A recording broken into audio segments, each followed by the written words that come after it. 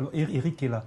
Est-ce que tu partages le pensif d'Astanias Bouka? Est-ce que ce ne sont pas des acquis au sens où le candidat prescripteur Lini Guema a montré une certaine volonté justement d'impulser un véritable développement pour le Gabon au sortir de l'élection du 12 avril prochain?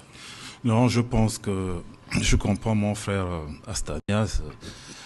Il fait une analyse, il partage l'opinion de beaucoup de Gabonais. C'est des débats qui sont au niveau des réseaux sociaux. Il y a toujours des pour et des contre. Je pense que ce sont des procès d'intention que certains Gabonais font au président.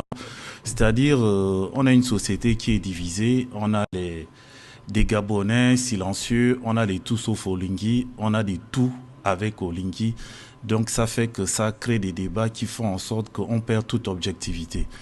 Le président de la transition a fait quelque chose de formidable. C'est récupérer des pans de souveraineté nationale. Donc on peut considérer cela déjà comme étant des acquis. Et vous savez, une réforme est un processus. Une réforme n'est pas un décret présidentiel. Le fait de, excusez-moi, de racheter à Salah et maintenant d'autres pans du pétrole, c'est une façon de mettre de façon très importante des acquis de souveraineté qui sont le pétrole, chose qui n'était pas le cas avant. Même si, comme il a dit mon frère Astanias, on ne ressent pas cela maintenant, mais on va le ressentir forcément dans 2 ou 3 ans. D'accord. Ben, c'est déjà un acquis parce que ces sociétés appartiennent au Gabon.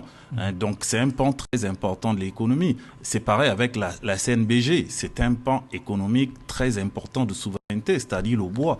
Il était impératif de le récupérer.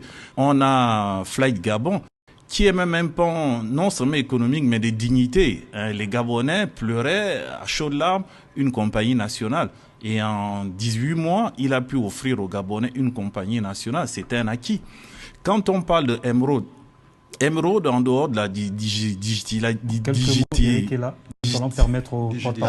digitalisation, comme l'a dit mon frère, mais il y a aussi le fait que ça crée quand même un circuit de proximité. C'est-à-dire, au lieu de faire qu'on a un ministère à Lalala, un autre à Gonje, tous les ministères sont regroupés et c'est plus facile pour un Gabonais de faire le tour. C'est-à-dire, les gens, des fois, ils voient juste ce qui se fait, mais ils ne voient pas le message, la vision qu'il y a derrière tout ce que le président de la transition est en train de faire. Et je pense que la vision, elle est plus importante que tout ce qu'on peut dire.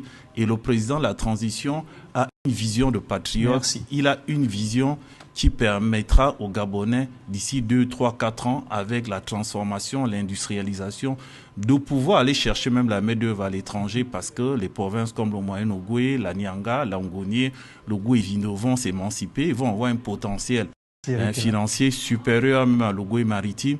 C'est vous dire quand même que c'est à féliciter, à remercier au lieu de faire de l'opposition azimut. Je pense, avant votre question, juste, je pense qu'il aurait pu être aussi porte-parole officiel du candidat. Je suis porte-parole officieux. Parce qu'il le défend bien.